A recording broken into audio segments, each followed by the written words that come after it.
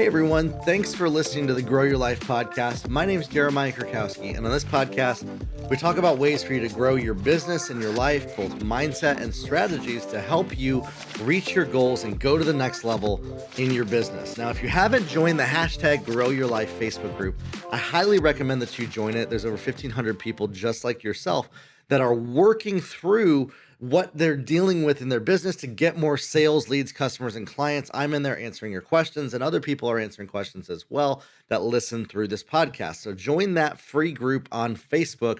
And if you haven't checked out my brand new course, Irresistible Offers That Sell, I recommend it to every single person that I coach, work with, that listen to this podcast, and are on my social media. I've taken everything that I've known over the years of making hundreds of offers that have sold millions of dollars online and put them into a course for you that walk you step by step through creating the right offers that your customers, your target customers, and your prospects will respond to, and how to generate leads, customers, and clients online through that. What's the difference between offers and ads? Well, an ad is you put it onto platforms like Facebook and Instagram and run advertisements, but that's an invitation to your offer where you're offering value to people to get them to ultimately buy what you're selling. And that's what I walk you through in that course, is how to create offers that get people to buy from you. Check it out. There's a 30-day money-back guarantee. I think you're really going to love that course and get a lot of value out of it. It's only $57. Now, on this episode, I want to talk about a topic that I've been working with my one-on-one coaching clients with, my consulting clients, and seeing massive results from in my own personal business, is the idea of intentional disqualification. Disqualifying people that you're not supposed to work with. We may have a desire to help everybody, right? But at the end of the day, there are just people that we can't help or are not the most effective to help. If you're one person, you're one business, you can't help everybody. I used to have a belief 3-4 years ago that yes, I could help everybody. I do believe at the end of the day, you build a business that's niched down to who you can most effectively help, and then that expands your ability to help more people. It's really about being faithful with that small bit to then grow your impact, grow your influence. And that's really what I'm talking about here, is you don't want to waste time or money advertising, marketing to, connecting with the people that are not going to resonate with you. And when I say resonate with you, I mean both buyers and people that are going to take action and do something with what they buy. And so in your marketing messaging, yes, are there always going to be people that are going to buy from you that are never going to do anything with it? Of course. But in your efforts, of communication, connection, finding buyers, finding people that are going to buy from you, if you focus your energy towards the ones that are most qualified while simultaneously disqualifying the ones that really are not the best fit for what you offer, your cost of client and customer acquisition is going to go down. Your stress is going to go down. Your efforts are going to be exponentially, they're going to have more impact. They're going to have a wider reach to more people. This is kind of the weird part about it.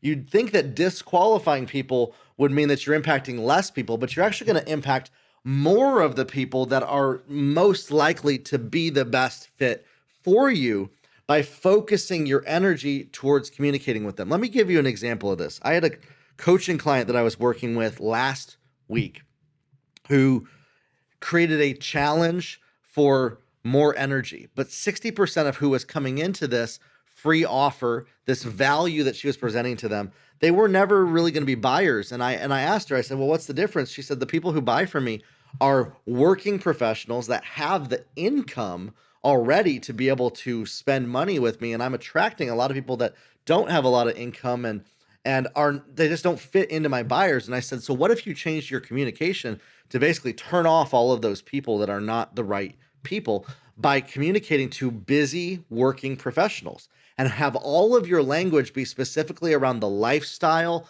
of somebody that is busy working, that has the money, but wants simplicity, that isn't just somebody that wants information from you. Because she has a lot of schooling, a lot of like an actual title behind her name of dietitian. And she's very qualified with information to give to people, but there's people that they weren't even using that right information, right?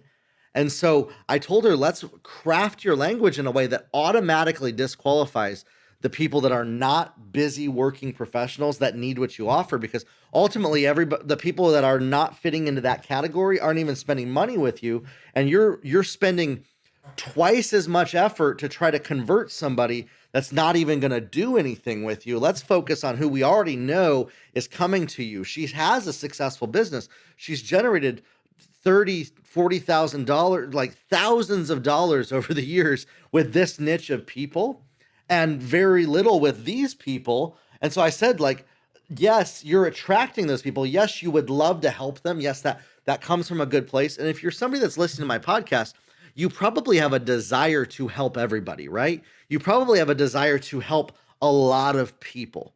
But at the end of the day, your efforts are going to be ineffective by trying to help everybody. And so we need to make sure that our language and our offers and our copy and our social media content both qualifies the right people while simultaneously disqualifying the ones that aren't meant to work with us.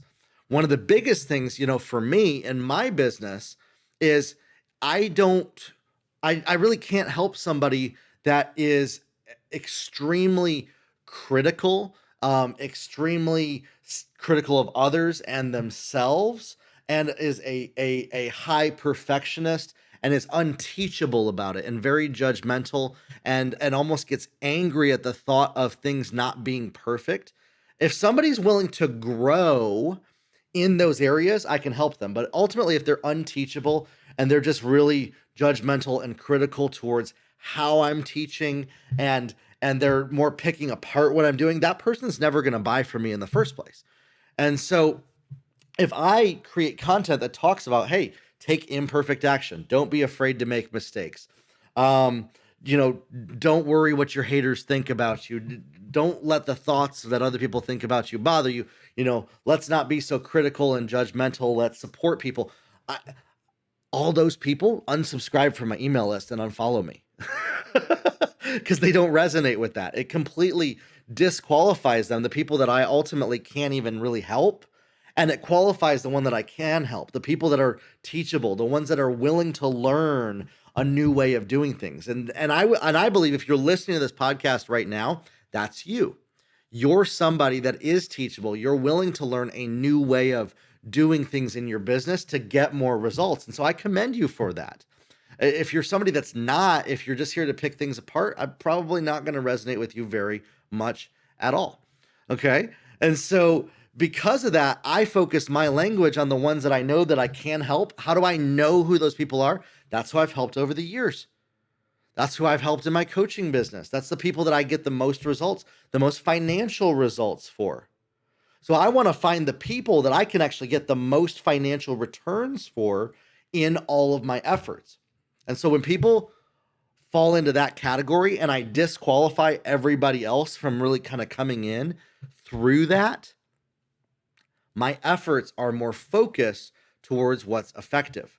I had another client that I was working with where we were focused on people that had a lack of confidence, but they also hadn't made the decision to move forward with things, right? So they were on the fence. And because of that, they weren't buyers. They were still people that he wanted to help in his business, that his product or service could help, but they were struggling to really take the leap forward to do anything with their desires. And so what we realized is, man, we need to just not even communicate to those people in our marketing. We need to disqualify them by talking to the people that have already gotten the ball rolling, have already gotten the ball rolling in their business. And so that's really what that is you qualify and disqualify by the language, by the perspective, by what you say, by who you're speaking to. And when you run ads, when you create campaigns, when you create offers, that they become targeted to the people that are most likely to be your purchasers. So I find that this is a really big area that a lot of people struggle with. And this is where there's a lot of wasted ad spend. There's a lot of wasted time is by trying to help too many people, by having too broad of a message in your copy. instead of getting specialized, instead of getting specific to who are the people that come to you that they have the money to pay for it. And so if you can talk to those people that are going to most likely be buyers, you can connect with them and get them to buy from you. Now, you might say, Jeremiah, well, I don't have anything to sell yet now, anyways. Well, once you find something to sell to people, think of who are the people that this can most serve, and then you build your offers around that. That's what my course, Irresistible Offers That Sell, is all about, is I walk you through that process of creating offers that get people to buy from you. And one of the first steps to doing this successfully is that sort of not being afraid to disqualify people. Yeah, yes, you may want to help them, but they're not gonna, they got to meet you halfway, right? They got to meet you halfway to step up and take some action at some point.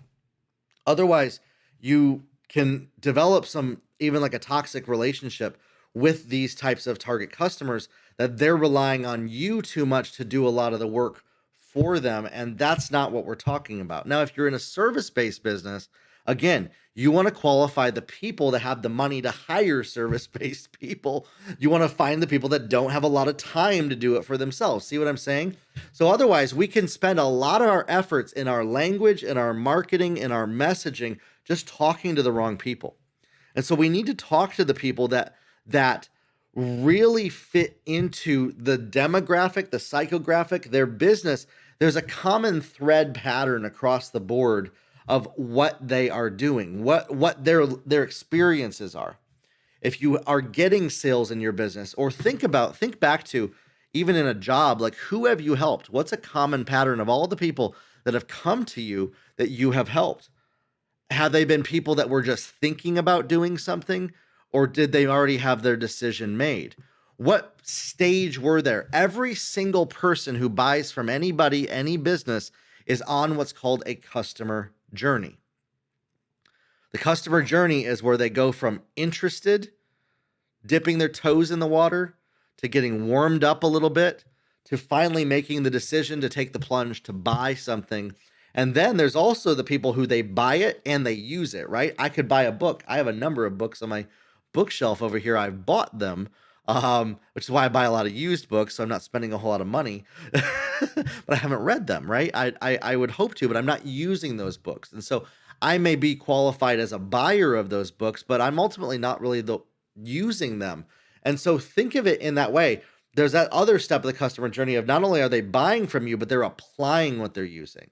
They're willing to take those steps forward to open the box up and to use it. And how does somebody open the box up if you have a course or coaching? Well, ultimately they schedule those coaching calls with you. Ultimately they're doing their homework. Ultimately they're watching through that program. They're reading that book. Whatever it is that you're doing, you want to find people that are not just buyers but consumers. Okay? And so if you talk to the person that you know is most likely to consume and do something with what you're offering, here's the big reason why you want to do consumers is because your offers are going to stack over time. You're going to build upon each other. You're not just going to have one thing that you sell to people. You want to find consumers because if they're consuming it, they're going to buy that next stage. They're going to buy that next level. And you can build a value ladder that way by increasing the value as people spend more money with you. And so if I'm talking to people that are applying, that are using what I'm working with, listen, I got a lot of people, they hop on my free stuff with me. They ask me questions. They've been asking me the same questions for 5 years now. They've not made any progress. So I don't really spend a whole lot of my effort talking to that person. I want to talk to the people that are scheduling coaching calls with me. That's what I do. The people that not only are scheduling calls with me, but they're doing their homework after those calls. See what I'm saying? And so all of my content is based and talking to that person. And so think in your business, the people that either they buy your boutique product, they wear it, they take photos. See, that's what I'm saying. Then you can have somebody, that person is going to tell their friends about what you're selling. You have somebody that they buy an affiliate product, okay? They'll share your affiliate link with somebody else if they like what they bought because they consumed it. And so you really want to connect with and communicate with those consumers, those buyers, and learn what got them to buy, what are they going through, what are they dealing with, and what do they need the most help with and alternative solutions. That's where then you can work up new offers to attract people that are like them to get them into your ecosystem to then sell whatever it is that you're offering. And that's what I go over in the Irresistible Offers That Sell course. And so there's so much value in using language that both qualifies and disqualifies your target customer. You qualify it by speaking to the result that they're going to expect. So you qualify both who they are and the result that they can expect in your copy, in your language, in your offers, and that will attract the right people to you. And when I say disqualified, the ones that are not most likely to be your buyers, they're not most likely to be consumers of what you're doing. They're not even going to take action on it. They're not even going to look at what you're doing. They're just going to pass it on by. And that's the best thing, because now your data is going to get a lot better. This is where we're dealing with issues on social media right now with the Facebook pixel, the Facebook algorithm. We're dealing with issues around the iOS 14 changes. If you can do this that I'm talking about, you're not going to have issues with those algorithm changes as much as somebody that's not doing this. When we were able to just rely on the pixel to find people all the time, we didn't have to do as much of this. Now we really got to get specific about who we're talking to, pre-qualify it, and then that's going to create better audiences for our advertising, create better offers, and pre-qualify people. You're pre-qualifying them as the right fit for what you're offering by disqualifying them in your language. You're not trying to look like you're just another Me Too that's trying to help everybody. You want to get specific as to who you can help. Now, again, you may have a heart to help a lot of people. In the beginning, your efforts are going to be wasted trying to help all those people. As you grow, as you make 7 figures and 8 figures, you can pivot to help other people and launch baby businesses, second brands that serve these other people. So you have different niches that you're serving with different products and different offers that serve these different people. Eventually, each offer that you have is going to serve one type of person. And in the beginning, with limited time and resources, you want to focus that on what's going to be most effective, what's going to be the people that are actually going to do something with your putting out there. Otherwise, you're going to be spinning in circles, wondering if you are spending the right amount of time, if anything's even working. This is what's going to stop the overwhelm and the spinning in circles and wondering, is anything working, to start to get some clarity for you on who's going to buy from you and talk to them in a way that leads them to purchase what you are offering. So if you're somebody that needs more help with this and creating offers that sell, again, the Irresistible Offers That Sell course is going to help you a whole lot with that. I also have a free course in my Grow Your Life group called Create Your Perfect Sales Offer. There's three lessons. We went through 3 days. It's about 2 hours long in the Grow Your Life group. I think that might be a great place for you to start if you're not ready to take the leap into the $57 course. Or you can schedule a free 15-minute call with me on my website, jeremiahkrakowski.com, where we can talk about your business and about what your unique offer is and how you're going to frame that and who you're talking to, so that we can help you communicate and connect with the right people that are going to buy from you.